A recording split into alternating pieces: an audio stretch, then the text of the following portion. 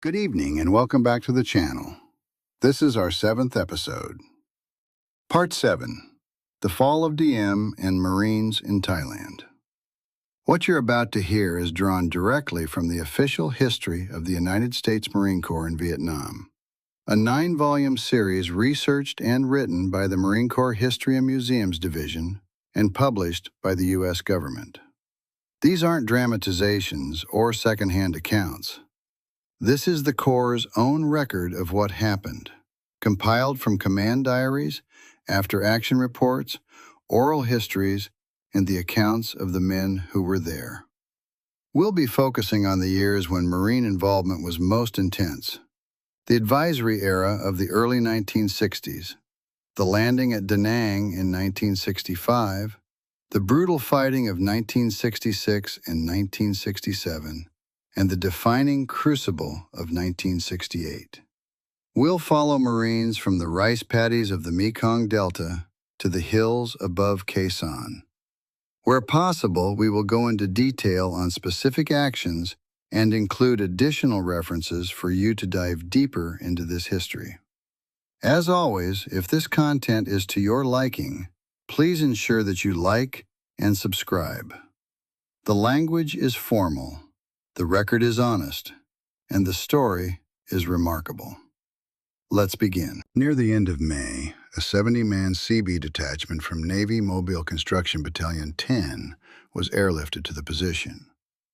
This detachment, the initial increment of a larger logistics support group, LSG, moved to Nong Ta Khai, where it helped the BLT's Pioneer Platoon complete a more permanent camp designed to withstand the approaching monsoon season. In mid-June, with no end to the MEU's assignment in sight, the remainder of the 500-man LSG deployed from Okinawa to Udorn. Commanded by Lieutenant Colonel Robert S. Hudson, this group included a motor transport detachment, a medical detachment, a supply unit, and an engineer detachment. A Marine Battalion landing team derives its designation from the infantry battalion around which it is built, in this case, the 3rd Battalion, 9th Marines. In 1962, the BLT included a howitzer battery, a tank platoon, an amphibious tractor platoon, a pioneer platoon, a motor transport platoon, an anti-tank platoon, and air and naval gunfire liaison teams. Following the commitment of the SLF on May 19th, another BLT and helicopter squadron from Okinawa reconstituted the 7th Fleet Special Landing Force. These reinforcements brought the number of Marines, Seabees, and Navy medical and dental personnel under General Simpson's command to its highest level, 3,426 officers and men. A final change in the composition of the 3rd MEU occurred in the final week of June when HMM 162, an HUS-1 squadron commanded by Lieutenant Colonel Reinhard Liu, replaced HMM 261 as the helicopter element. The MEB's after-action report pointed out one flaw in the composition of the provisional MAG. There had been no provision made to include light observation aircraft in its organization. As a result, aerial reconnaissance had to be accomplished from either A-4 Charlie Skyhawks or HUS-1s, neither of which was configured for such a mission. The A-4 Charlie Skyhawk, which could carry only the pilot, and the HUS-1 proved equally unsuited for reconnaissance missions. The 3rd MEB report specifically recommended that future composite aviation packages of this nature should include a detachment of OEs with pilots and trained aerial observers. While General Simpson's MEU was strengthening its posture in northeastern Thailand, U.S. officials were reporting definite progress in the negotiations being held in Geneva and Vientiane. Encouraged by these signs and hoping to influence the Geneva talks even further, President Kennedy ordered major elements of the U.S. combat forces withdrawn from Thailand on June 29th, just 4 days after HMM 162's arrival at Udorn. In response, General Richardson directed General Simpson to prepare for the immediate withdrawal of the Krav Mag and 1 infantry company. 2 days later, on the morning of July 1st, VMA 332's Skyhawks launched for QB Point in the Philippines. Subsequently, HMM 162's helicopters departed for Bangkok, where they re-embarked on board the USS Valley Forge. Okinawa-based GV-1s airlifted one of Battalion Landing Team 39's companies to the Philippines, while elements of the Marine Air Control Squadrons traveled by rail to Bangkok for embarkation on board ships of the 7th Fleet. By June 6th, General Simpson's 3rd MEU had been reduced by just over 1,000 men. At Geneva, the first weeks of July were marked by steady progress toward a diplomatic solution to the long-standing Laotian problem. By the 20th, it was evident that a formal agreement would soon be forthcoming. With these encouraging developments, General Richardson was directed to prepare for the withdrawal of the remainder of his forces from Thailand. In Laos, the quarreling political factions had already agreed to participate in a coalition government headed by Prince Suvarnabhumi, which would serve as the basis for a neutral state. At Geneva on the 23rd, the United States, the Soviet Union, North Vietnam, South Vietnam, Burma, Great Britain, France, Canada, India, Communist China, Thailand, Poland, the Kingdom of Laos, and Cambodia finally signed the Declaration of Neutrality of Laos and an attached protocol. In so doing, the 14 signatories agreed to recognize and respect the sovereignty, independence, and neutrality of the Kingdom of Laos. Under the terms of this agreement, foreign troops were prohibited from entering or operating within the borders of Laos. Had it been adhered to, this provision would have denied North Vietnam use of the corridor down the length of eastern Laos, altering the scope and nature of the conflict in the Republic of Vietnam. Following the signing of this declaration in Geneva, CINCPAC directed General Richardson to effect the withdrawal of the remainder of his joint task force. General Simpson's 3rd MEU began executing these instructions on the 28th, when Marine GV-1s and Air Force C-130s began airlifting Lieutenant Colonel Adams' Battalion Landing Team 39 to Okinawa. By the 31st, no Marine combat units were left at Udorn. General Simpson and his staff departed the airfield a few days later, and shortly thereafter, the 3rd Marine Expeditionary Unit was deactivated. The deactivation of the 3rd MEU marked the end of the first deployment of a Marine air-ground combat team to mainland Southeast Asia.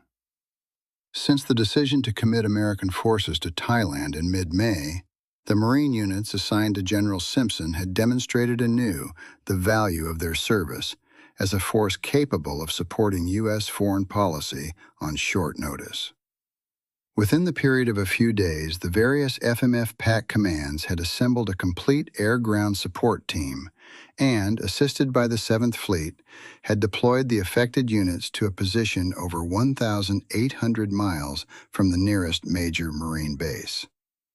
Located far inland from the seacoast, a Marine unit's normal habitat, the 3rd MEU had been sustained solely by air while maintaining its combat readiness in a difficult tropical environment. In so doing, the Marines had shown that a substantial American combat force could be brought to bear quickly in the remote areas chosen by the Communists as targets for their so-called wars of national liberation. Furthermore, the MEU, by relying on a vigorous civic action program, had established that a sizable Marine command could maintain its combat readiness almost indefinitely without eroding the respect of the indigenous population. Thus, General Simpson's Marines had created a solid foundation of mutual respect and confidence with the Thai people. This accomplishment alone would prove valuable when American military forces would be required to return to northern Thailand later in the decade. Against the backdrop of these accomplishments, the 3rd Marine Expeditionary Unit's operations in Thailand could be assessed as having extended the tradition of the U.S. Marine Corps as an effective instrument of American diplomacy. The Marine Advisory Effort. The political climate, the Advisory Division, and VNMC operations accomplishments. The political climate.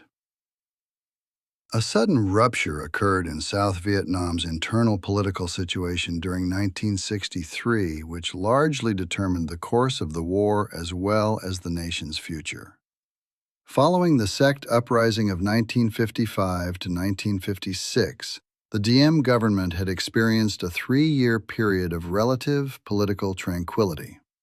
Beginning in 1959, however, political dissent had begun to re-emerge from several influential segments of South Vietnamese society. The results of the August 1959 national elections, in which pro-Diem candidates captured every seat in the National Assembly, served to stimulate political opposition which had lain dormant for nearly 4 years. Opposition to the government mounted steadily in the months following the elections within military as well as political circles, as some South Vietnamese officers began privately expressing disenchantment with Diem's management of the war. Then came the abortive coup in November 1960. The regime's popularity diminished in the wake of this crisis as Diem tightened his control on the war-torn nation. Another problem: religious unrest, which was to play a key role in determining South Vietnam's political direction as the decade unfolded, also emerged during this period. Buddhist leaders throughout South Vietnam began protesting against various policies enacted by the Catholic-controlled government. The tensions gradually mounted, and by early 1963, the protests were highlighted by spectacular and highly publicized self-immolations by Buddhist monks. Finally, in May, the religious problem erupted into violence when the Vietnamese police and military forces killed 12 Buddhist demonstrators while suppressing a religious demonstration at Hue. This action triggered a protracted crisis of public confidence in the Diem government, which deepened as the summer wore on. Then, on August 21st, Ngo Dinh Diem, the president's closest political advisor, ordered the national police to raid key Buddhist pagodas throughout the nation. Following the raids, which uncovered some weapons, Ngo attempted to blame the attacks on several key South Vietnamese generals. His effort to shift the responsibility for the police raids served only to alienate some of the nation's most powerful military leaders. On November 1st, a junta of South Vietnamese generals led by Major General Duong Van Minh reacted to the deepening political crisis by deposing President Diem and seizing control of the government of Vietnam. Both the president and his brother were murdered by an ARVN officer the following day. The U.S. government, which had advanced knowledge of the coup and was in contact with the plotting generals, publicly declared its intention to remain neutral. General Harkins ordered USMACV to cease all activities and to withdraw its advisors from South Vietnamese units pending the outcome of the power struggle. The overthrow of Ngo Dinh Diem stirred fresh hope among many Americans and South Vietnamese that the new government could attract the solid public support of the Vietnamese people and thereby wage a more effective war against the communists. South Vietnam's new leaders immediately focused their attention upon healing the nation's deep political divisions and securing continued U.S. assistance for the war effort. They pledged to respect religious freedom, to return the government to civilian control, and to continue the struggle against the Viet Cong. Appreciating the interrelationship of these assurances, the United States officially recognized the new government on November 7th, whereupon USMACV lifted the temporary ban on military assistance. The American hopes that the new political climate in the Republic of Vietnam would stimulate a more effective military effort, however, proved to be short-lived. Confusion, reminiscent of the sect uprising in 1955, spread throughout the government following Diem's death.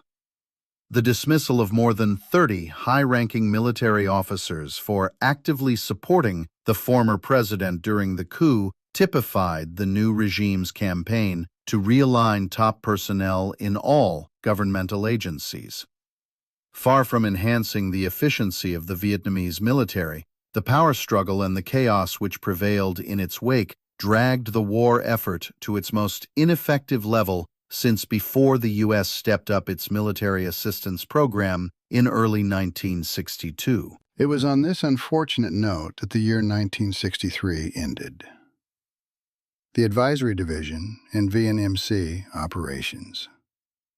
At the beginning of 1963, the Marine Advisory Division, still headed by Lieutenant Colonel Moody, consisted of 8 Marine officers and 10 non-commissioned officers. In April, however, the table of organization was adjusted slightly when the first sergeant and 4 assistant infantry advisor, non-commissioned officers, billets, were eliminated. Another small unit training advisor was added to the organization, changing the strength of Lieutenant Colonel Moody's command to 8 officers and 6 non-commissioned officers. Men from the 3rd Marine Division continued to augment the advisory effort and gain combat experience while serving in Vietnam on temporary assignments. Like the U.S. organization which advised and assisted it, the Vietnamese Marine Corps began the new year at the same strength that it had achieved when it had been expanded to brigade size in early 1962. Still commanded by Lieutenant Colonel Le Nguyen Cang, the Vietnamese Marine Brigade continued to operate as part of the nation's General Reserve under the direct control of the Vietnamese Joint General Staff. As the year opened, 3 of the 4 VNMC infantry battalions were garrisoned separately in small, crude, self-sustaining camps around Tu Duc on the northern outskirts of Saigon. The 4th Battalion maintained its camp at Vung Tau on the coast. The newly formed Artillery Battalion, which became fully operational in mid-January when B and C batteries passed their final gunnery examinations, was garrisoned near Tu Duc. While the Marine units spent little time in their base camps, being deployed almost continuously in combat, the Joint General Staff normally kept 1 battalion at Tu Duc to enable it to respond to any emergency which might develop. For the Vietnamese Marine Corps, 1963 was to be highlighted by innovations in the important areas of training and operations. Prior to Lieutenant Colonel Moody's arrival in Vietnam, all Vietnamese Marine recruits had received basic training at ARVN installations, an arrangement tolerated but never appreciated by the U.S. Marine advisors. Before his departure in the fall of 1963, Moody was able to convince Cang that he should push for the authority to establish a separate Marine training center. In late 1963, the JGS approved this proposal, whereupon the Vietnamese Marine engineers, advised by Captain Robert C. Jones, began building a small training facility at Tu Duc. In a related action, Moody set in motion plans to have a small number of specially selected Vietnamese Marine non-commissioned officers sent to the Marine Corps Recruit Depot at San Diego for training as drill instructors. Although these plans would not come to fruition during Moody's assignment, the concept of a separate recruit training center promised to permit the Vietnamese Marine Corps to establish and maintain its own standards for basic training. Another change to occur in 1963, this one in the area of tactical operations, was the reinstitution of multi-battalion combat operations under the control of Provisional Marine Brigade Headquarters. Such task-organized Marine forces were usually called either provisional brigades or provisional regiments, but on at least one occasion, the organization was designated a Marine Task Force.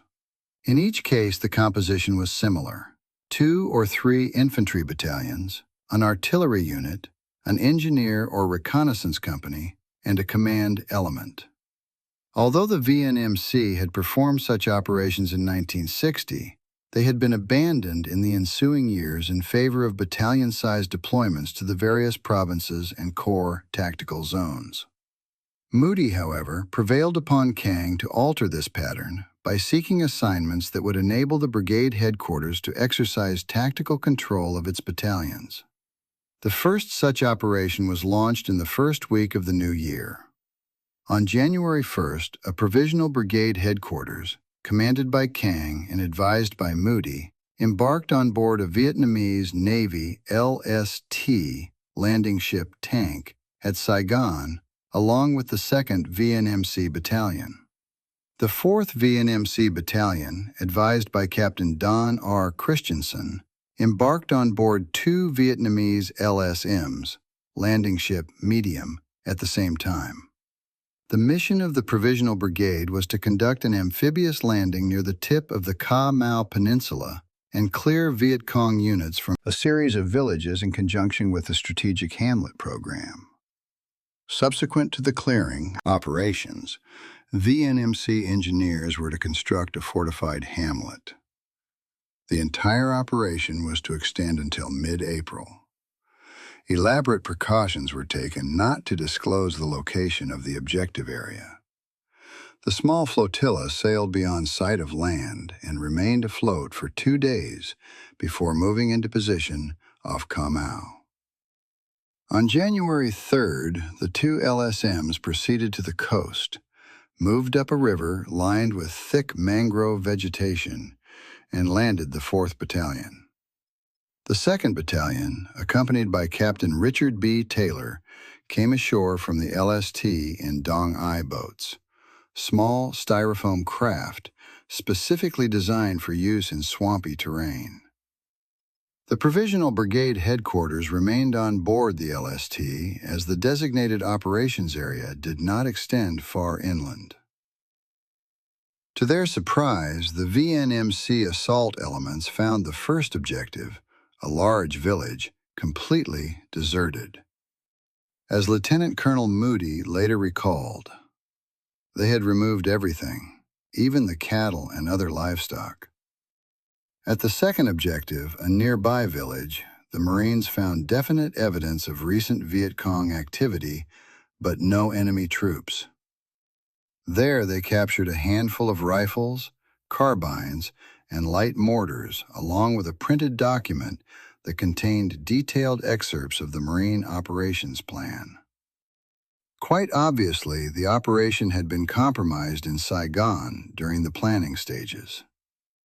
In any case, this discovery explained the evacuation of the initial objective, as well as the relative dearth of action during the remainder of the operation. The Provisional Headquarters and the 4th Battalion returned to Saigon after the initial phases of the operation had been executed, leaving the 2nd Battalion and an engineer platoon to continue security operations in the area and build the strategic hamlet. Lieutenant Colonel Moody noted that the Vietnamese Marines seldom were involved in the actual construction of strategic hamlets. This task was normally left to the civil authorities in the area, who more often than not used the local population as a labor force. When the operation finally ended on April 11th, the Vietnamese Marines had lost a total of 5 men killed and 14 wounded. Mines and snipers had produced most of these casualties. The Marines accounted for 11 Viet Cong killed and 14 wounded. In the closing days of April, the JGS ordered Lieutenant Colonel Kang to form 2 infantry battalions and an artillery element into a provisional brigade for immediate assignment to 2nd Corps. There, the Vietnamese Marines were to join elements of the 2nd and 25th ARVN divisions for a multi-regiment thrust into the rugged mountains just south of the I Corps 2 Corps border. Codenamed Bok Pound 11, this offensive was to penetrate the Do Sha, a Viet Cong base area never before entered by government forces. Centered in that portion of the Annamite Mountains where the borders of Quang Tin, Quang Ngai, and Kon Tum provinces converged, The Do Sha had been under communist control since the early stages of the French Indochina War. In this remote, inaccessible mountainous zone, the Viet Cong reportedly had built up extensive staging areas and training camps. Prisoner interrogations obtained throughout the early 1960s revealed that many North Vietnamese soldiers entering the South's northern provinces had infiltrated the Do Sha before moving into the densely populated coastal lowlands of Quang Tin and Quang Ngai provinces. Additionally, the area was thought to contain the Communist military headquarters for Military Region 5. After alerting his 2nd and 4th Battalions, a pack howitzer battery, a reconnaissance platoon, and a headquarters element, Kang flew with Lieutenant Colonel Moody to Pleiku for planning conferences with Major General Win Khan and his 2nd Corps staff. The concept of Bok Pound 11, Kang and Moody learned, called for U.S. Marine and Army helicopters to lift ARVN infantry and artillery elements into positions which would form a loose ring around the suspected center of the Do Sha base area. The ARVN units would then begin contracting this ring in stages, whereupon the Provisional Marine Brigade would be heli-lifted into its center, the heart of the Do Sha, to search for communist camps.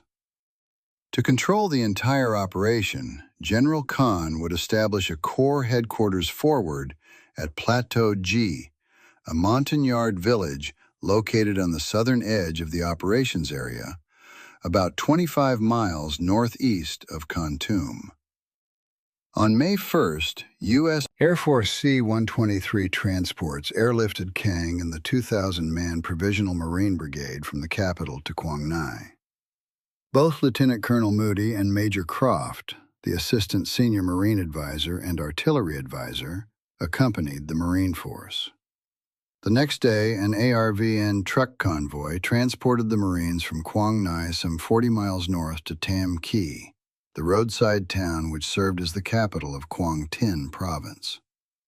The 2nd Battalion, advised by Captain Taylor, dismounted from the trucks and assembled at Tam Kỳ airstrip, while the remainder of the convoy turned west onto a narrow dirt road which curved through the foothills and deep into the jungle-covered Annamite chain.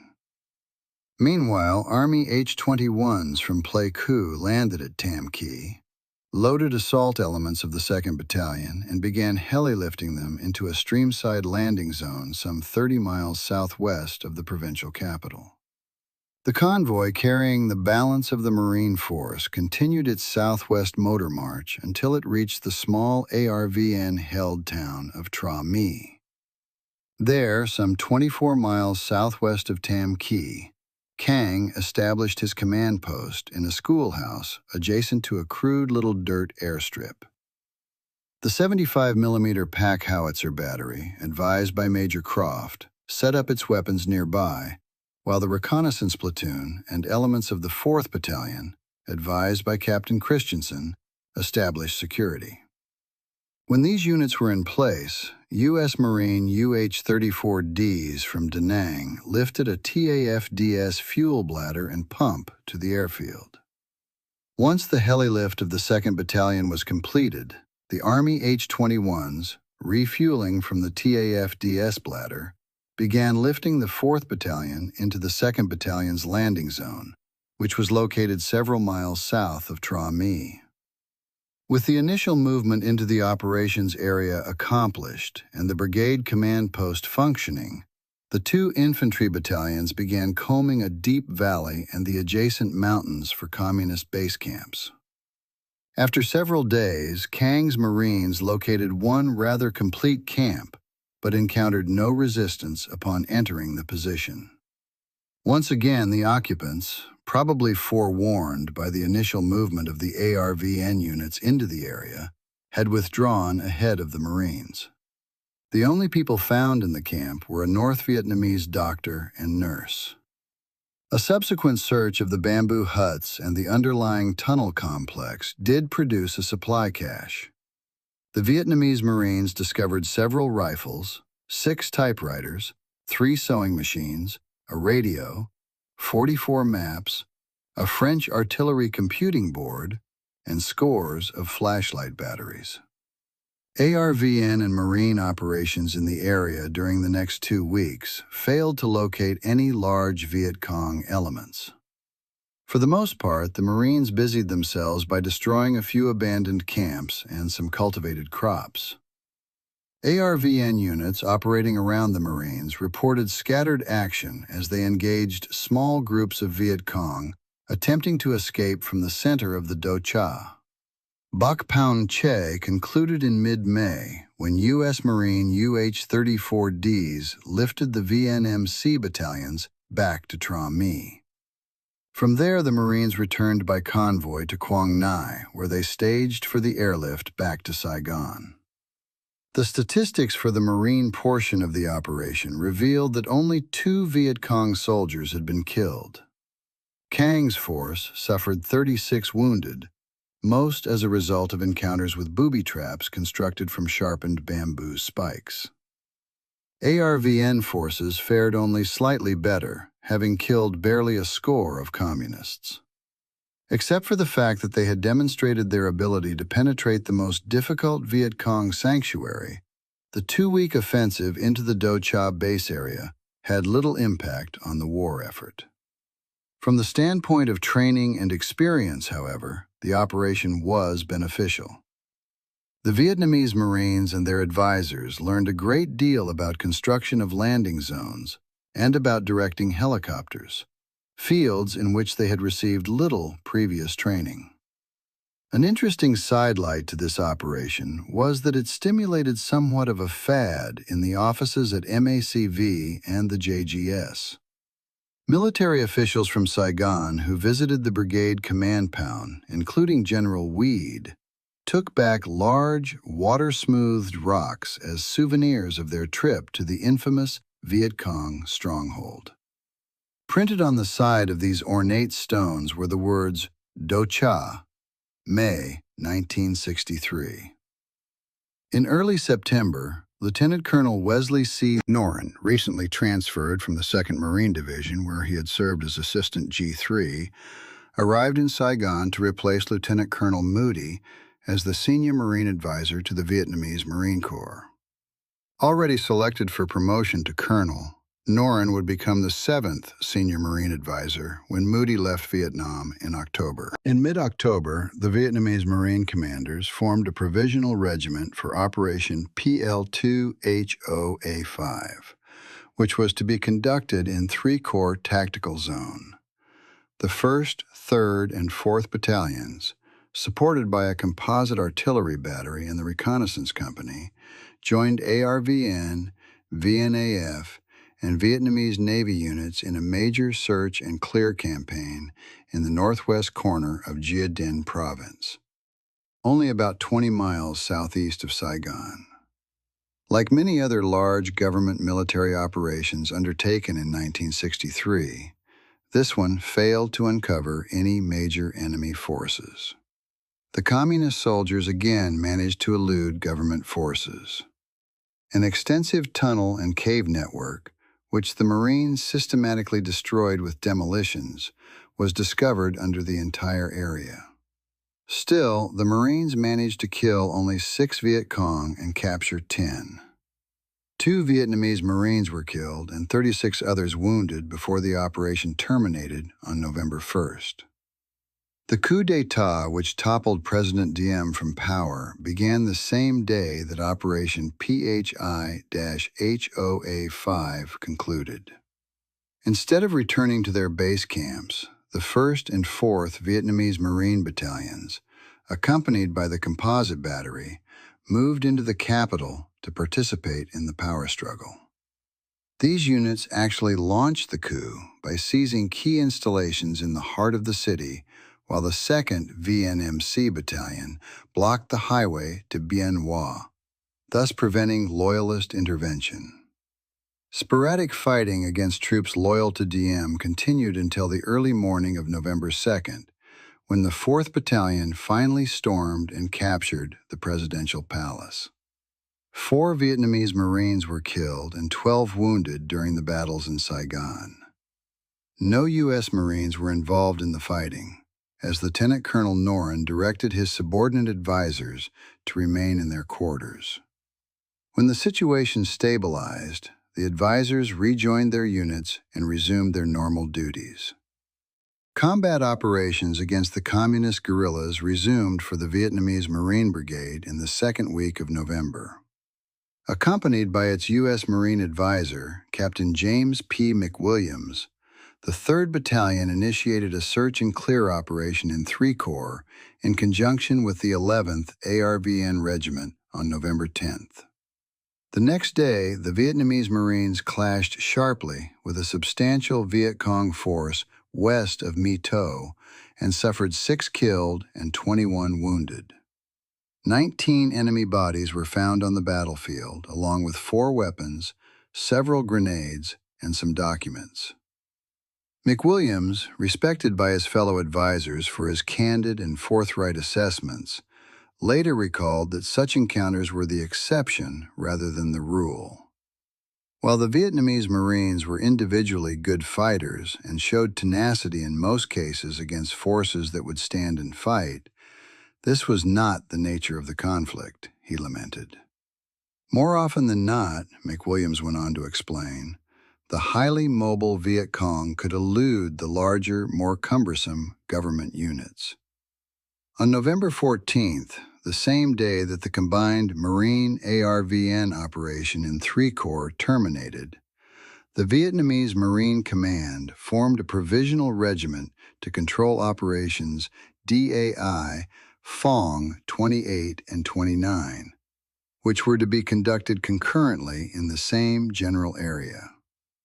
After the realignment of the CTZs the previous December, 3 Corps included a 200-mile-long section of Vietnam, which encompassed the southern 1/3 of the Central Highlands and the area south to the boundary of the Capital Military District near Saigon.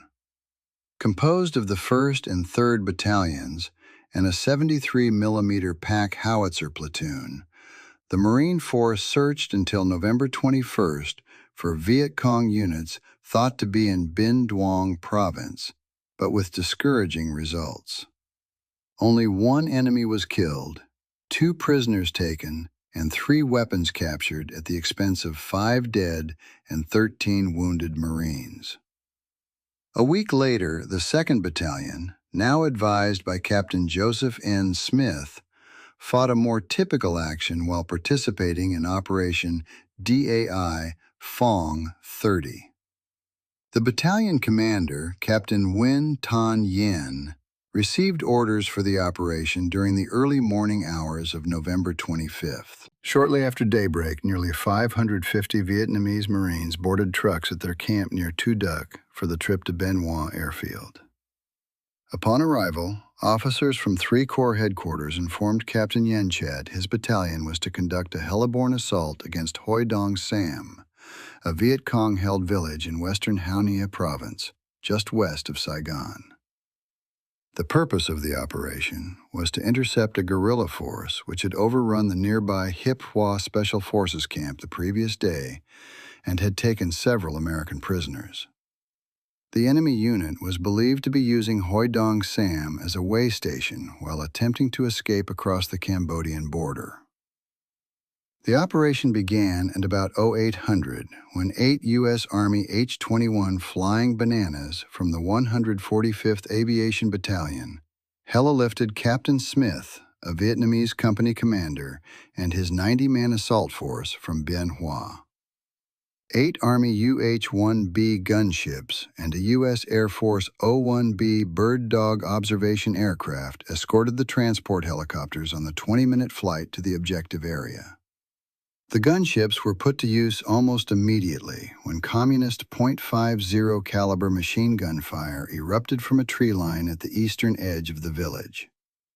Under the suppressive fire of the UH-1Bs, the first wave of H-21s landed the assault force in some partially flooded rice paddies about 700 meters east of the Viet Cong positions. The Marine Assault Force quickly deployed into a tree line on the western edge of the landing zone. From this position, the company began returning fire with rifles and .30 caliber machine guns. The Air Force Forward Air Controller, FAC, overhead in the O-1B and the Army gunships prevented the enemy from withdrawing across the open rice paddies which surrounded the objective on the north, south, and west. The distance between the assembly area at Bien Hoa and the landing zone combined with the scarcity of transport helicopters to slow the progress of the helilift. The landings continued at 40-minute intervals while the UH-1B gunships teamed with the Vietnamese Marine Assault Force to suppress the enemy's fire. The last elements of the battalion were finally landed about 2 hours after the initial assault. Largely because of the effective suppressive fires from the air and ground, no aircraft were hit during the helilift. Once the entire battalion was on the ground, the assault company, augmented by a pair of 60mm mortars and two 57mm recoilless rifles, provided a base of fire to protect the movement of its sister companies. Captain Yen maneuvered his 3 remaining rifle companies and a battalion command group north to a position from which they could launch an envelopment on the fortified village. Using a tree line which bordered an irrigation canal as cover, the force hooked westward until it was directly north of the Viet Cong position. Meanwhile, a farm gate twin-engine B-26 relieved the UH-1B gunships on station.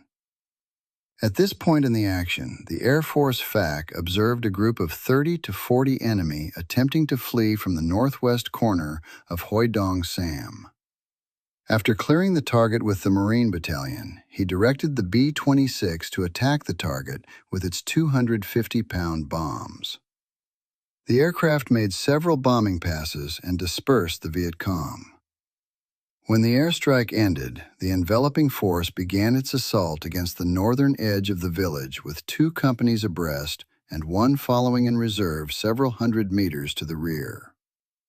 Once the assault force was in motion, the base of fire displaced forward, firing as they moved, to a small canal about 120 meters in front of the .50 caliber positions in the tree line. The 2 assault companies, followed closely by Yen, Smith, and the battalion command group, penetrated the northern end of the village and swept through to its southern periphery. The commander of the company on the east or left flank deployed elements into the tree line where the Viet Cong automatic weapons had been active. Following a sharp but brief exchange of gunfire, the Marines cleared the position. They found 8 enemy dead and 3 .50 caliber machine guns. By noon, the 2nd Battalion had secured the entire village. Captain Yen ordered his assault companies to establish a perimeter defense and the reserve company to begin a systematic search of the position. His Marines uncovered a number of well-camouflaged bunkers and fighting positions. In a small canal just east of the village, the Marines found the mount for another heavy-caliber automatic weapon. They also discovered 8 Viet Cong suspects and detained them for questioning. One rifle company moved to investigate the area where the B-26 had attacked a fleeing enemy earlier in the morning, but found no evidence of additional casualties.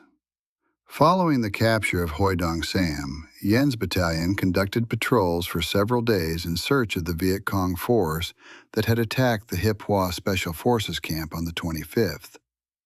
The enemy force, however, eluded the Marines by gaining refuge in Cambodia. The battalion returned to garrison at Thu Duc on November 28th. In many ways, the results of DAI-PHONG 30 pointed up the problems which frequently frustrated GVN military forces and their American advisors. The 2nd Battalion had seized its objective, and in so doing had killed a handful of Viet Cong and detained a number of suspects.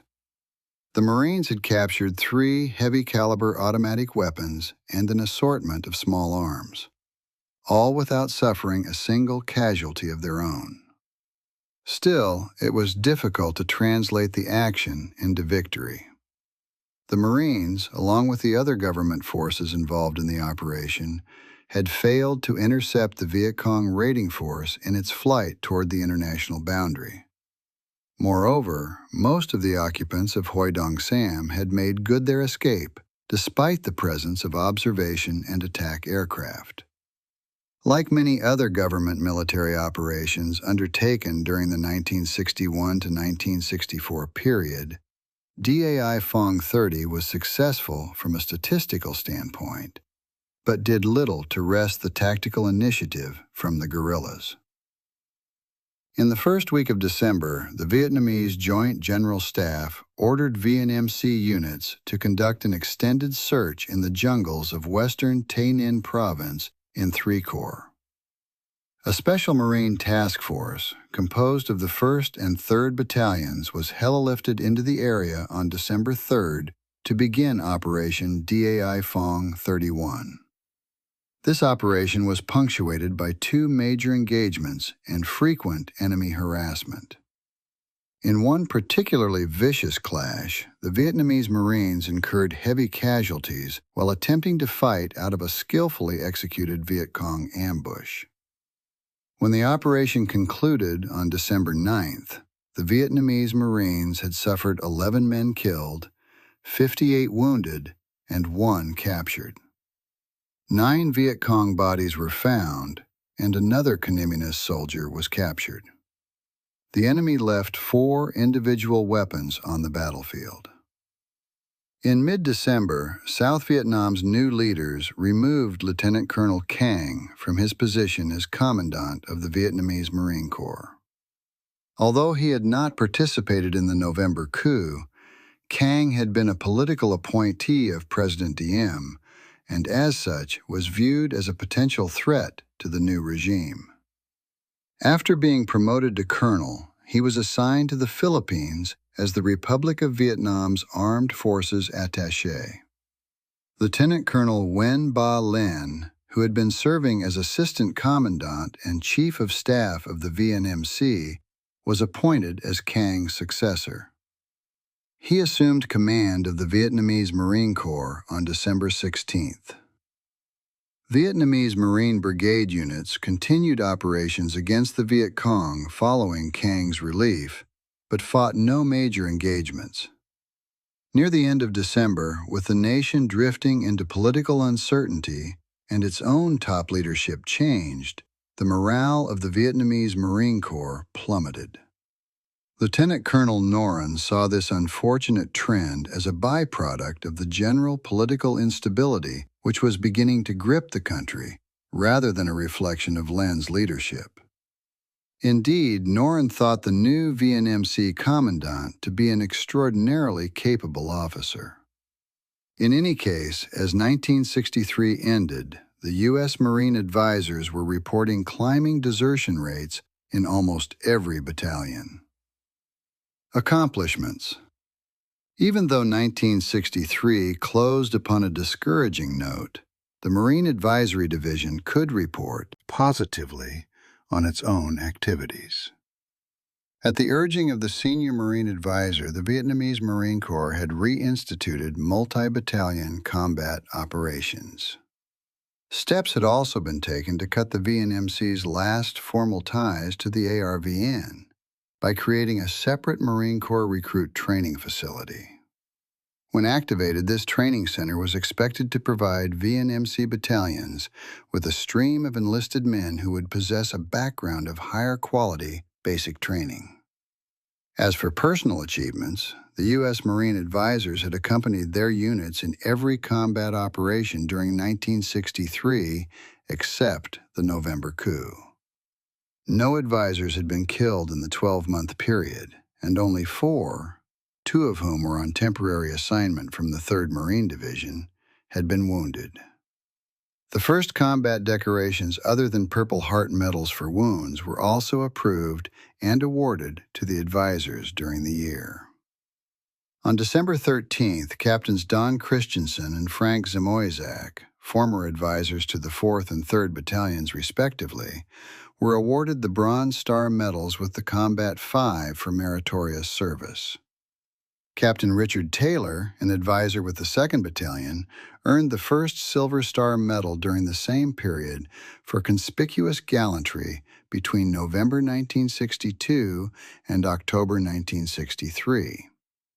Captain Joseph N. Smith, advisor to the 2nd and 4th VNMC Battalions, earned the 2nd Silver Star for gallantry displayed between October 1963 and April 1964. Both Silver Star medals were awarded during 1964. SHUFLY operations. Development of the compound continues. Combat support operations. The situation in Vietnam. SHUFLY, the only U.S. Marine Tactical Command assigned to South Vietnam, continued its combat support operations in the semi-isolated northern provinces throughout 1963. Although the size of I Corps had been reduced in late 1962 when the Vietnamese Joint General Staff shifted Quang Ngai Province to 2CTZ, the mission of the Marine Task Element remained essentially unchanged. As the new year opened, Lieutenant Colonel McCulley's command was still responsible for providing direct helicopter support to the forces of the 5 northern provinces. Likewise, the government's order of battle in the northern provinces had not changed to any great degree. The 1st ARVN Division still occupied the coastal plains south of the DMZ in Quang Tri and Tua Tien provinces. Headquartered at Da Nang, the 2nd ARVN Division continued to carry the main burden of operations against the Viet Cong in Quang Narn and Quang Tin provinces. Operating in Quang Ngai Province to the south of the new I Corps-2 Corps border were elements of the 25th ARVN Division. Interspersed along the coastal lowlands among the various regular battalions of these 3 divisions were small paramilitary garrisons. In the mountains to the west, the scattered Special Forces outposts, with their Montagnard defenders, continued their struggle for survival while monitoring communist infiltration. Development of the compound continues. The first month of 1963 saw 3 important changes in the composition and leadership of Marine Task Element 79.3.3.6. On January 11th, HMM 162, a UH-34D squadron commanded by Lieutenant Colonel Reinhard Liu, replaced Lieutenant Colonel Rathbun's HMM 163 as the task element's helicopter unit. 5 days later, on the 16th, Lieutenant Colonel George H. Linnemeyer, winner of 4 distinguished flying crosses during World War II and Korea, relieved Lieutenant Colonel Davis as the MABS 16 subunit commander. In the last week of January, Lieutenant Colonel Harold F. Brown, a veteran aviator who had piloted scout dive bombers during the Second World War, arrived at Da Nang and assumed command of the task element from Lieutenant Colonel McCulley. During McCulley's tour as the commander, Marine Task Element 793.3.6, the Marine compound at Da Nang had begun to assume a quality of permanency which had never been evident at Soc Trang. The utilities section of the MABS 16 detachment was responsible for many of the more noticeable improvements. By the first of the new year, they had constructed several shelters on the west side of the runway to cover the motor transport section's working area. They also had replaced the electrical system and repaired some of the damaged plumbing in the living areas. The Task Element's Special Services section had begun to provide the Da Nang Marines with entertainment by showing nightly movies, arranging fishing trips into Da Nang Harbor, and issuing athletic equipment. The monsoon season, which was characterized by cold rains, high winds, and deep mud, proved to be a source of much irritation to the Marines during the winter of 1962 to 1963. In addition to slowing flight operations and creating almost constant discomfort, the weather caused some unforeseen complications. In October 1962, heavy rainfall had combined with constant vehicle usage to turn the road between the living area and the flight line into a quagmire that was virtually impassable. At the time, Colonel Ireland, then the task unit commander, had responded by requesting equipment from Okinawa to improve the Marines' only road link with their aircraft. Wing authorities promptly complied, and a road grader was flown in by KC-130, the new designation for the GV-1 Hercules. Within days, a 700-foot section of the road was opened and a drainage ditch dug along its entire length. This measure proved to be only temporary, however, for in January the mud again threatened to cut the Marine vehicles off from the east side of the airfield. Lieutenant Colonel McCulley obtained a bulldozer from Okinawa to make more permanent repairs. With the help of this piece of equipment, the Marines constructed a new 400-foot section of road on an 8-inch rock base. These repairs proved to be satisfactory, and the road caused no further problem during the remainder of the monsoon season. Improvements in the compound continued to be made under the task element's new commander, Lieutenant Colonel Brown. In April, action was taken on an earlier request for the assignment of a security detachment to guard the Marine area. A reconnaissance platoon of 47 Marines from the 3rd Marine Division joined the task element, thus freeing the men of the helicopter squadron and the MABS 16 subunit of the important secondary responsibility they had held since the task unit's deployment to Sok Trang. The assignment of the ground Marines was timely in that it corresponded with a reduction by the ARVN of its forces guarding the perimeter of the Da Nang Air Base.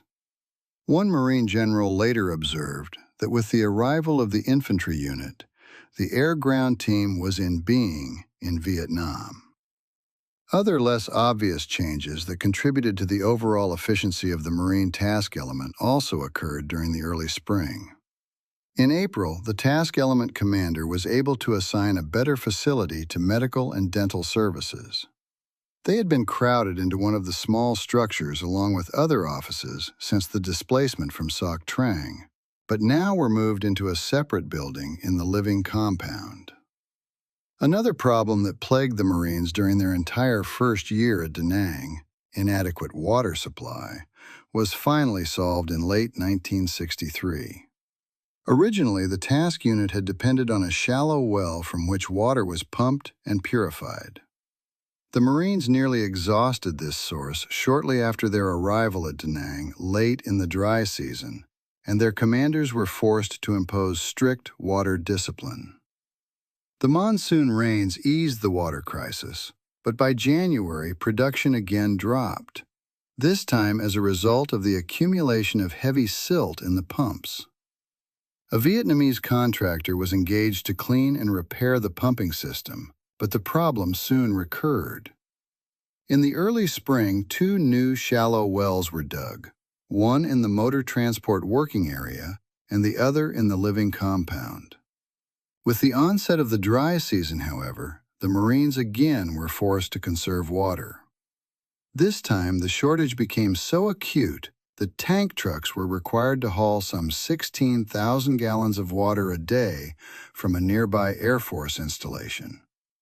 Finally, in November, a detachment from a Navy construction battalion completed a well 450 feet deep and capped it with a high-pressure pump. This proved to be the permanent solution to the long-standing water shortage. Over the course of the year, the Marines received several new vehicles which helped relieve the burden on the rebuilt buses which were beginning to falter under heavy use. 4 10-passenger 4-wheel drive trucks and 2 M442 Mighty Mite Jeeps were flown in by KC-130s from Okinawa and assigned to the task element's motor transport section. By summer, 2 of the old buses were replaced with tactical passenger vehicles, which were better suited for transporting personnel between the barracks and work areas. The addition of the new vehicles also allowed the mess hall to begin transporting hot noon meals to the men working on the east side of the airstrip. A mess line set up in the hangar area fed those Marines who previously had lost time by traveling to the living compound for noon meals. 2 changes were made in the task element's command structure in mid-year. On July 5th, Lieutenant Colonel Earl W. Cassidy, a veteran aviator with 20 years' service, relieved Lieutenant Colonel Linnemeyer as commanding officer of the MAB's 16 subunit. 2 weeks later, on the 18th, Colonel Andre D. Gomez, a Marine who had distinguished himself as an artillery officer during World War II before becoming a pilot, assumed command of Marine Task Element 79.3.3.6. In summary, the improvements made in the task element's compound during the course of 1963 helped ensure the successful support of sustained combat helicopter operations. Although overshadowed by the publicity which the actual flight operations attracted, the continued improvement of the Da Nang base was vital to the overall effectiveness of the Marine combat support effort. Combat support operations. Marine helicopter support for government forces in I Corps encountered a brief interruption shortly after the new year began, when HMM 163 was replaced by a fresh UH-34D squadron.